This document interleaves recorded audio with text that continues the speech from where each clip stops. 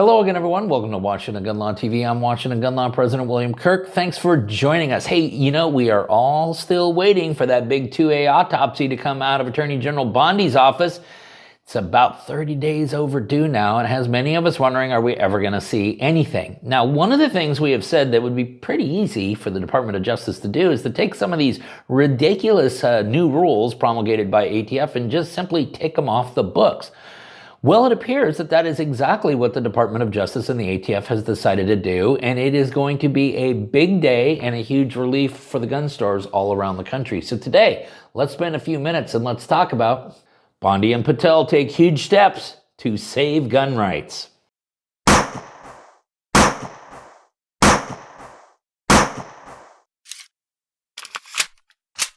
Okay, America, here's what we are talking about. News has broken earlier today, April 7th, from our good friends over at the Gun Owners of America. They were the first to break this story, so we believe that they are a trusted source, that the United States Department of Justice, along with acting ATF Director Kash Patel over at the ATF, have decided that they will be withdrawing ATF's rule as it relates to zero tolerance on FFLs. Yes, you guys may recall this rule right here. Now, there was always certain criteria that the ATF would basically say, hey, listen, these and these standing alone are grounds for revocation. If you went back and you looked at the list, it was a pretty short list of rather egregious violations. During the Biden administration, however, when there was a huge push to run as many gun stores out of business as humanly possible, ATF promulgated a new rule that added additional criteria to what constitutes major violations and therefore warrants revocation. And really, if you wanted to geek out on it, we got some videos linked up down below, you can do that. But the fact that a FFL had been in business for a long time, had long time been compliant with rules, and this appeared to be an isolated incident, actually turned into a criteria by which ATF could revoke an FFL. So it gave them the opportunity to revoke a much wider array of FFLs, which explains why we saw record numbers of FFL revocation during that time period. That rule was subject to several court challenges and had been partially enjoined depending on where you were and who the named plaintiffs were and all of that. But today we learn that the ATF and the Department of Justice has decided that they will withdraw that rule from the Code of Federal Regulations. Now, understand that the withdrawal of the rule does not take place immediately, as much as we would like it to. No, withdrawing a rule actually has procedural requirements, much like implementing a rule, so there will be official written notice, an opportunity for the public to comment, and an actual identifiable deadline before the rule is withdrawn from the CFRs.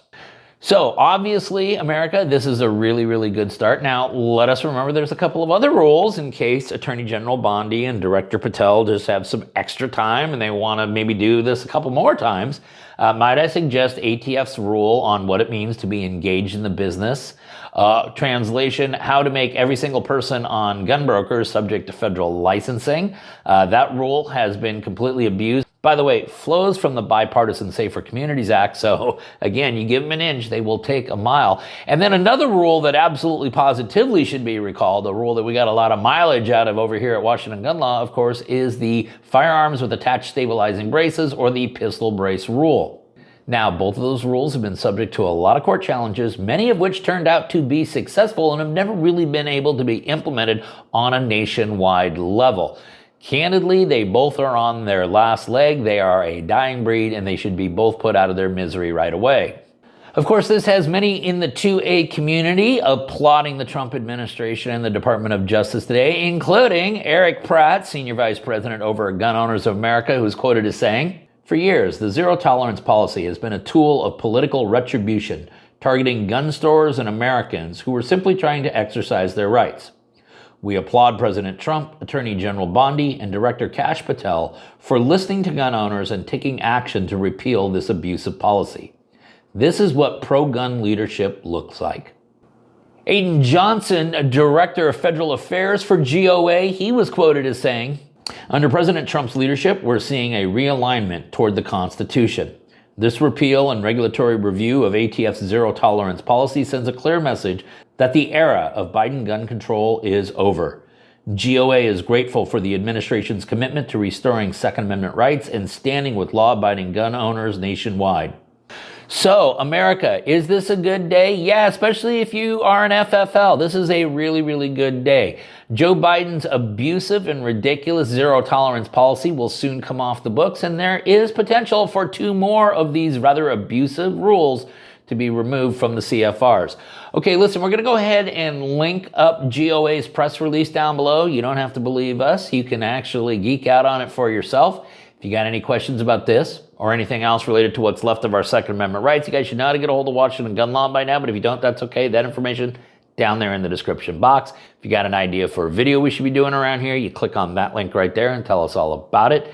If you want to subscribe to the monthly newsletter, the ability to do that is right down there in the description box. And then finally, and most importantly, America, let's remember that part of being a lawful and responsible gun owner, like we talk about all the time here, is to know what the law is in every situation, how it applies to you in any instance that you may find yourself. Until next time, thanks for watching, and stay safe.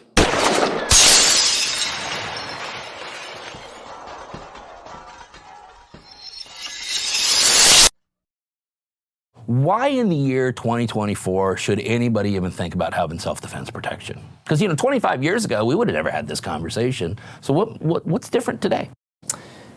Bill, we really saw a need a number of years ago when the volatility and divisiveness of our country started to change drastically.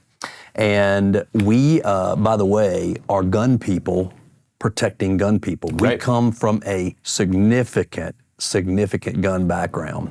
Right to bear. That's right. Legal protection for self-protection. Listen, good lawyers aren't cheap. Cheap lawyers aren't good. You're not truly prepared unless you have right to bear back you. You will always get an attorney-answered hotline, so you will always have a confidential phone call. There are no cap limits for either civil or criminal defense. This covers all forms of self-defense. So from a fist to a firearm, from a fat lip to a dead body, you are covered, and you will have some of the nation's most passionate 2A attorneys in your corner fighting for you. And right now, if you visit my friends at protectwithbear.com and you use the promo code WGL, you will receive 10% off. Listen, you need to protect yourself so that you can protect them. Visit my good friends at protectwithbear.com.